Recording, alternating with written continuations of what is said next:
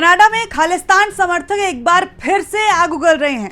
Six for justice यानी SFJ ने सीधे सीधे धमकी दे दी है।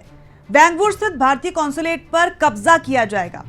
उन्होंने भारतीय नागरिकों को यह चेतावनी तक दे डाली है कि वो इस इलाके से दूर रहें।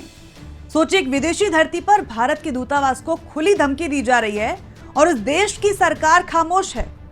और ये कहानी सिर्फ आज की नहीं है। खालिस्तान आंदोलन ने हमेशा ये कोशिश की है कि भारत को अंदर से तोड़ा जाए, कभी किसान आंदोलन की आड़ में तो कभी हरदीप सिंह निज्जर की हत्या पर शोर मचाकर और कभी भारत के खिलाफ झूठा नैरेटिव फैलाकर। सवाल यह है कि आखिर क्यों हर बार कनाडा की सरकार, खासकर प्रधानमंत्री जस्टिन ट्रूडो खामोश रहते हैं? क्या खालिस्तानी ताकतों को खुली छूट वहीं से मिल रही है? क्या है ये नया विवाद? एसएफजे की धमकी का मतलब क्या है? कनाडा में खालिस्तानियों को कौन समर्थन दे रहा है और क्यों भारत को हर बार इसी देश से सबसे बड़ी चुनौती मिलती है? नमस्कार, आप देख रहे हैं यंग भारत और मैं हूं आपके साथ अंजलि चौहान। सबसे पहले आपको बताते हैं कि यह ताजा धमकी है क्या।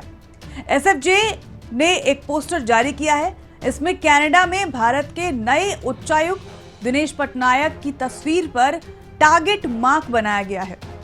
इस पोस्टर के जरिए यह आरोप लगाया जा रहा है कि इंडियन कॉन्सुलेट जासूसी नेटवर्क चला रहा है।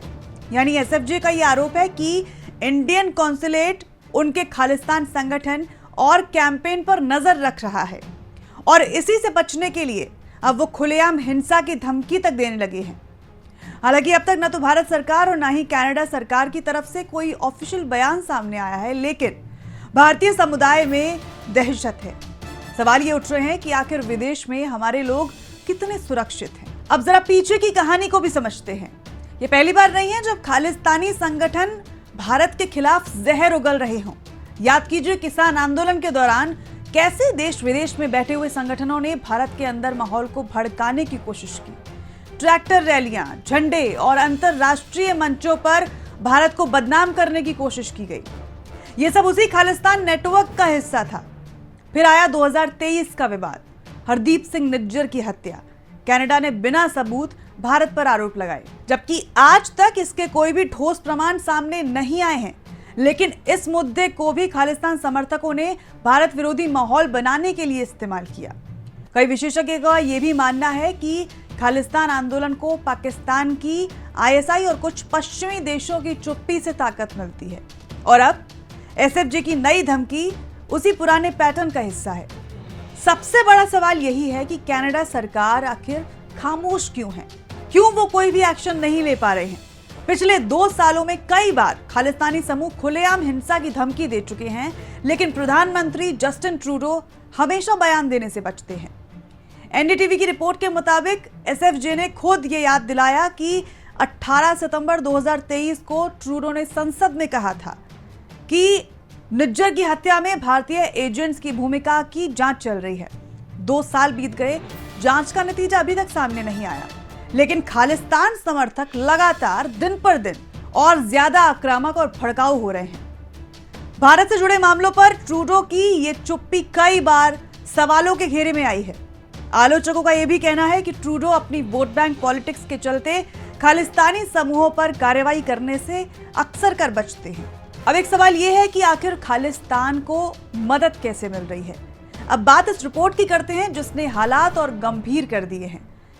2025 assessment of money laundering and terrorist financing risk in Canada नाम की रिपोर्ट में यह दावा किया गया कि कम से कम 2 खालिस्तानी आतंकी संगठन, बब्बर खालसा इंटरनेशनल और इंटरनेशनल सिख यूथ फेडरेशन को कनाडा के अंदर से ही फंडिंग मिल रही है।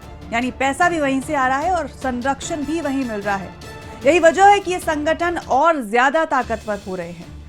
दरअसल खालिस्तानी आंदोलन कोई नया खतरा नहीं है। 1980 के दशक में भी खालिस्तानियों ने हिंसक तरीकों से पंजाब को भारत से अलग करने की कोशिश की थी। ओटावा की खुफिया एजेंसी की पुरानी रिपोर्ट में यह साफ कहा गया था कि उस दौर में राजनीतिक रूप से प्रेरित चरमपंथ का सबसे बड़ा खतरा यही था। और अब 2025 में भी वही इतिहास दोहराने की कोशिश बार बार की जा रही है। लेकिन सवाल यह भी है कि एसएफजे इतने बौखलाए क्यों हैं? विशेषज्ञों का मानना है कि भारत की खुफिया एजेंसियां लगातार इसकी गतिविधियों पर नजर रख रही हैं। एसएफजे को डर है कि कहीं उनका नेटवर्क धीरे धीरे कमजोर हो रहा है।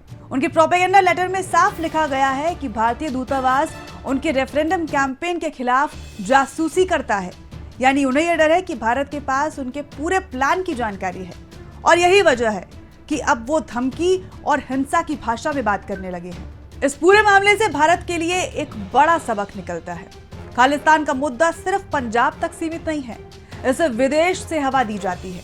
कभी श्रीलंका जैसे हालात भारत में बनाने की कोशिश की जाती है तो कभी बांग्लादेश जैसे विभाजन का नैरेटिव खड़ा किया जाता है।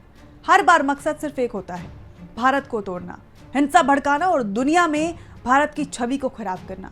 लेकिन असली चिंता तो यह है कि जिस देश से सबसे ज्यादा खतरा आता है वहीं की सरकार यानी कनाडा सब कुछ देखने के बाद भी आंख मूंद कर बैठी रहती है। तो सवाल सीधा है, क्या प्रधानमंत्री ट्रूडो सिर्फ बयानबाजी तक सीमित रहेंगे या खालिस्तानी संगठनों पर सख्त कदम उठाएंगे?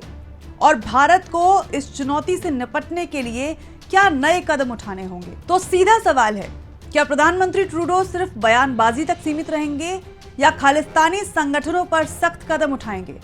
और भारत को इस चुनौती से निपटने के लिए क्या नए कदम उठाने होंगे? इतिहास गवाह है, खालिस्तान आंदोलन हर बार हिंसा और खून खराबे की ओर लेकर गया है। अब देखना यह होगा कि 2025 में भारत इस नए खतरे से कैसे मुकाबला करता है। फिलहाल इस रिपोर्ट में इतना ही। अपनी राय कमेंट में हमें बताएं। अगर आपने अभी तक इस चैनल को सब्सक्राइब नहीं किया है तो जल्दी से कर लीजिए। वीडियो अगर पसंद आई हो तो लाइक एंड शेयर कीजिए और देखते रहिए यंग भारत।